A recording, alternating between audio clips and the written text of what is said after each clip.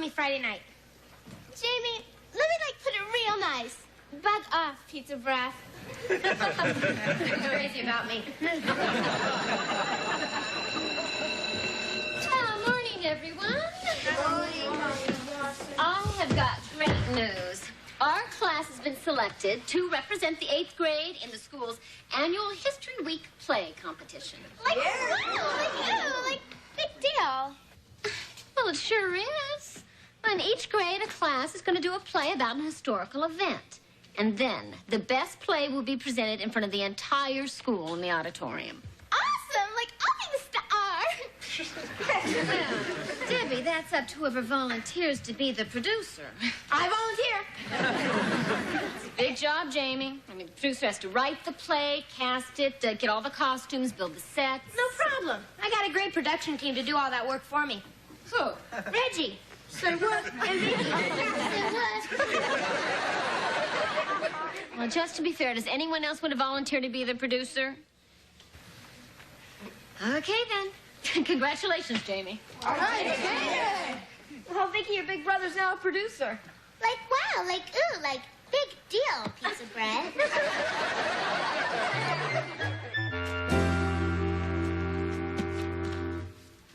Hi, hon. I'm home. And how was your day today, lovely lady? Fine. What's the matter with your voice? Why, nothing. Why do you ask? You sound like you swallowed Walter Cronkite. Well, it was a day like all days, filled with those events that alter and illuminate our times. And I was there. Why are you talking like a station break? Joni, I was sitting at my desk today when my phone rang. Oh, yeah. I was sitting at my desk today when my phone rang, and this voice invited me to be a guest on a popular talk show. Well, I recognized the voice right away. Oh, that's exciting. Well, who was it? Johnny? Oprah? Phil? Ralph. You're going to be on Ralph? Ralph Grogan, honey, the host of VIP, the radio show where people who want to know talk to people in the know. Oh, I didn't know.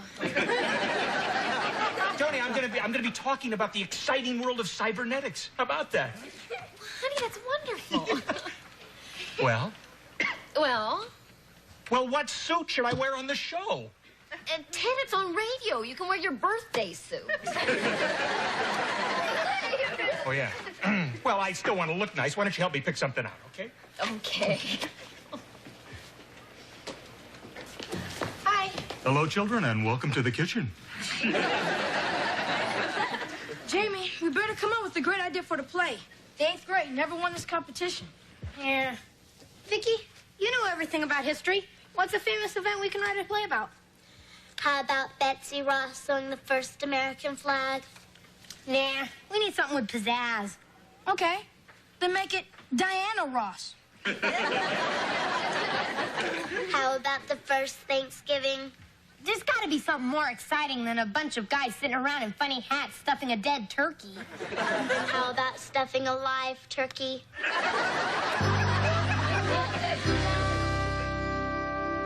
And then at the age of 14, Ralph, my grandfather bought me an erector set, and the rest is history. Ted, I don't think they're going to want to hear your whole life story on your radio interview.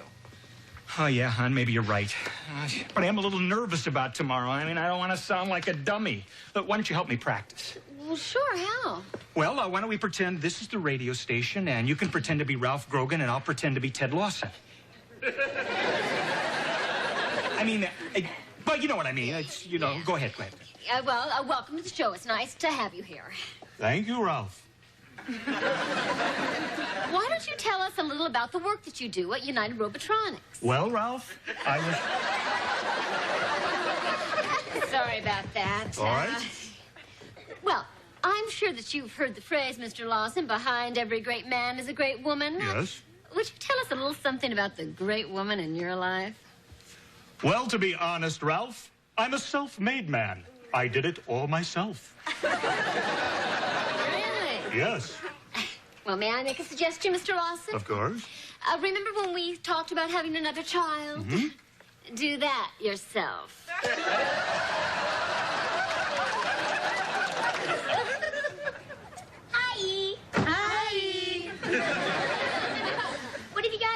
doing?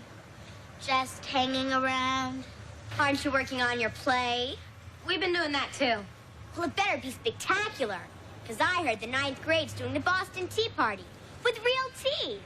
Our idea's got that beat by a mile. Well, you're still going to finish second in the competition, guys. Because we 7th graders are going to win with our play. Yeah? What are you gonna do? Napoleon's defeat at Waterloo with real water. Not bad, Harriet, but hardly a winner. What makes you think so? He's a producer. He doesn't have to think. Harriet, I can't tell you what it is, but our idea It's so super, so colossal, so stupendous. If you know what it was, you'd faint dead away. I'd be happy to. If you'd revive me with that mouth-to-mouth method. Bye! So, Jamie, what's this colossal, stupendous thing you're talking about? Or are you just describing your mouth? I couldn't let on to Harriet that we didn't have an idea. She'd think we're stupid. She'd be right. Jamie, we better come up with something fast, or the class is gonna kill us. Yeah, and it's got to make the Battle of Waterloo look like a picnic. We need more than a battle. We need a whole war. That's it. We'll do World War II. World War II? It was in all the papers.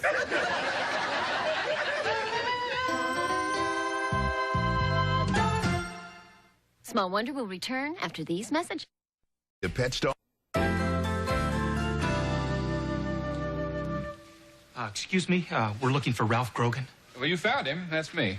Hi, Ralph. I'm Ted Lawson, your guest star today. And this is my wife and family.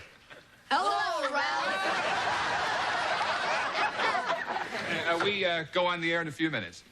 I have to get some commercial copy, so why don't you make yourselves comfortable? Thanks. If you'd like, I can turn on the show they're doing in there. It's that soap opera, All My Husbands. Oh, yeah, I've heard of that. Thanks. Thanks. Oh, Phyllis, I love you. I can't live without you. Please get back in the car. Oh, Lloyd, my darling, when you put it that way, how can I refuse? That Lloyd sounds so sexy. You talk about sexy. I bet that Phyllis could melt the chrome off a trailer hitch. Oh, Phyllis, let's give it one more chance. My lips hunger for you. Kiss me. Lloyd, that truck!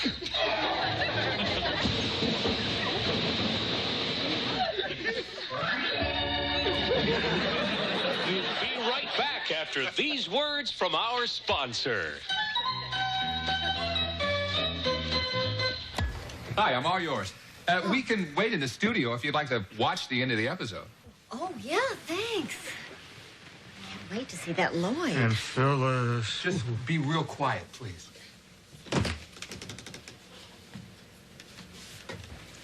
Everybody stand by, please.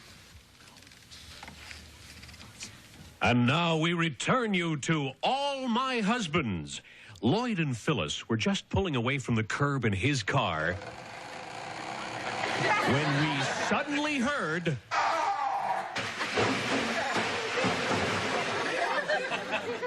Okay, stand back, folks. Here comes the ambulance. Make room, everybody. We're the paramedics. This isn't going to be pretty. Are you all right, lady? Yes, I think so, but I'm not sure about Lloyd. Sweetheart, speak to me. It's Phyllis. That's Phyllis? Speak to me, Lloyd. Phyllis, I love you.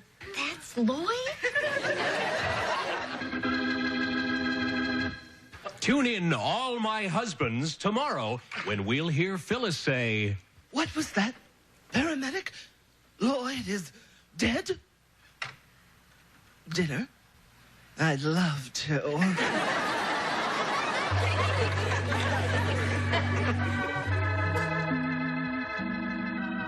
All right, we're clear, everybody. Thank you. Well, how'd you like it, folks? Oh, yes. Well, personally, I'm a little disillusioned. It's kind of like finding out that Arnold Schwarzenegger is really Pee Wee Herman. Yeah, well, that's the beauty of radio. Leaves everything to the imagination. Okay, Mr. Lawson, over here, please. Okay. Stand back, everyone. This isn't going to be pretty. So, what do I have to do, Ralph? Oh, no need to be nervous, Ted. Just take a moment to relax. Okay. Yeah, we won't be on the air until that red light goes on. Oh, good. Good evening, folks. I'm Ralph Grogan, and this is VIP. My guest tonight is Ted Lawson, an authority on cybernetics and robotics. Welcome, Ted. How are you?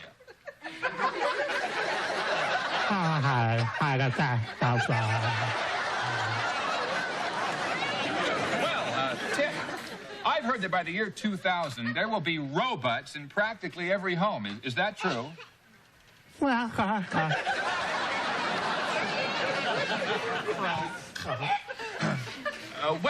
let me put it this way, Ted. There'll be a lot of robots by the year 2000, right? Well, let's go to the phones. Our number is 555-2999. Here come those calls.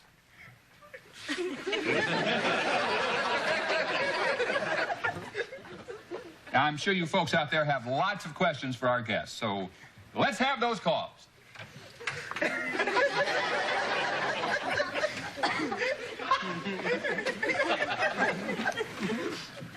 We'll give a free dinner to our first caller.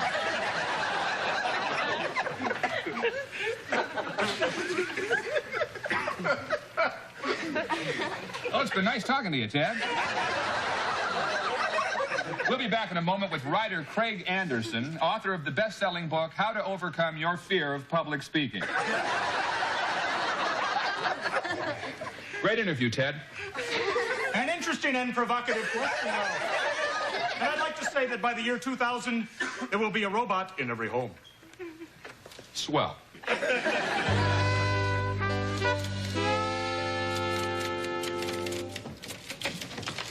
Almost finished typing our play, Vicky? Almost. Well, could you speed it up? Speed it up.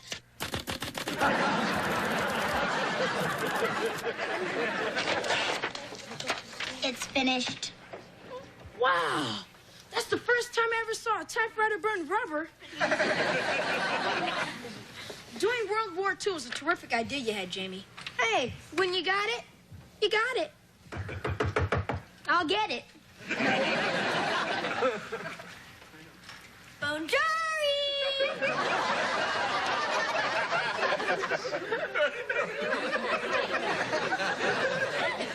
What are you supposed to be? Our class is doing the Battle of Waterloo.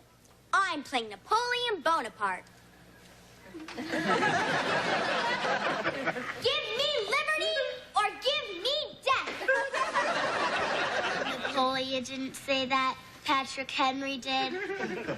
My father got all the costumes. I can say what I want. Well, you could save your dad a lot of trouble, because we're going to win that play competition. We're doing World War II. With the original cast. It'll be the most spectacular play ever put on in school history. 100 Japanese dive bombers attacking Pearl Harbor. And 50,000 American troops storming the beach at Normandy. How are you going to do all that in your classroom? You got to be out of your mind. Harriet, it's people like you who are killing the theater. I hate to admit it, but Harriet's right. Our imagination was bigger than our brains. Imagination, the man said, that's the beauty of radio. It leaves everything to the imagination. That's it. Radio. That's how we can do World War II in class with 1,000 Japanese dive bombers if we want. Vicky, you're a genius. Hey, when you got it, you got it.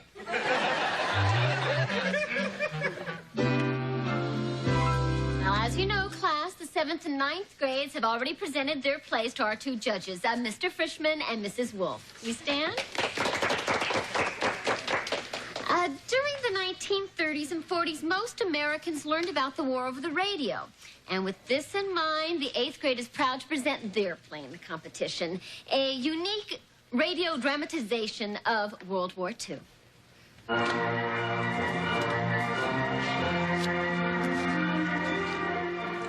In 1939, World War II began when the dreaded German army marched into Poland.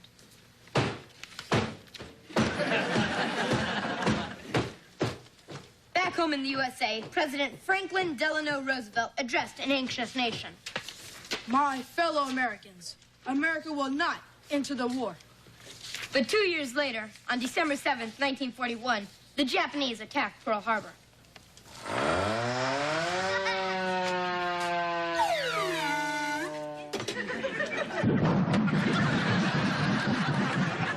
And back in Washington, D.C., President Roosevelt once again addressed an anxious nation. My fellow Americans, I changed my mind. We will enter the war. And to the sound of drums, American soldiers marched off to war. As American forces fought their way across the Pacific, the Japanese tried to undermine morale with the propaganda broadcasts of Tokyo Rose. Right, hurrah, American GI! Right, give it up. Get lost. So sorry. Go home, open Toyota dealership. Back in Europe, the battle raged on. We take you now to the European front, where the Allies are engaged in hand-to-hand combat with the enemy. Ooh, ow, ooh, ow. A guy could get killed out here. Meanwhile, back home in the USA, people were reacting to news from the battle zone.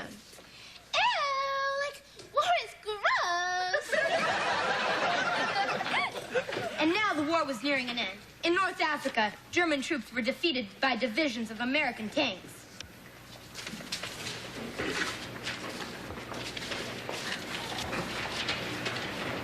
I said German troops were defeated by divisions of American tanks.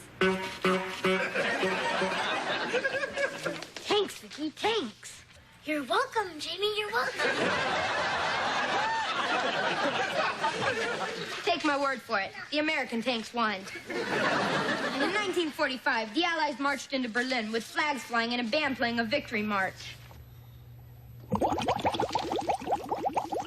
Apparently, the band was led by Corporal Lawrence Welk.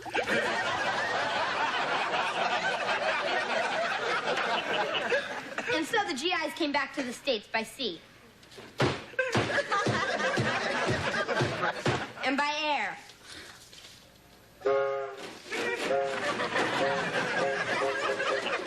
Where they greeted their loved ones who they hadn't seen in years.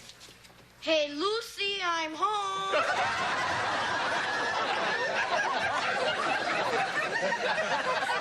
And the girls they had left behind greeted them with hugs and kisses. Ooh, ah. Like, now the world is safe for democracy, honey. You can, like, buy me a truck out in the suburbs, and we can, like, start a family.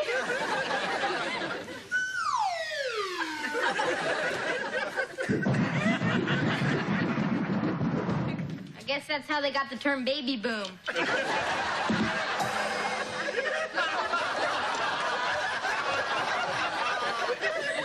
the way it was. From World War II, this is Jamie Lawson saying good night and good luck.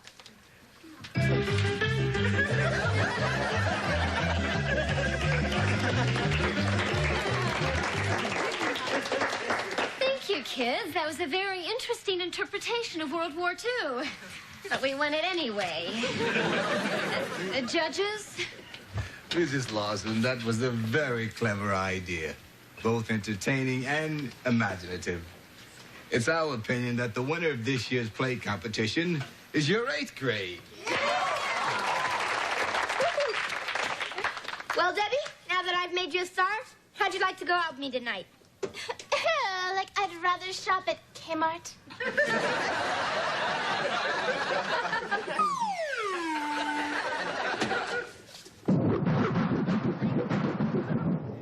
What was that for? You bombed.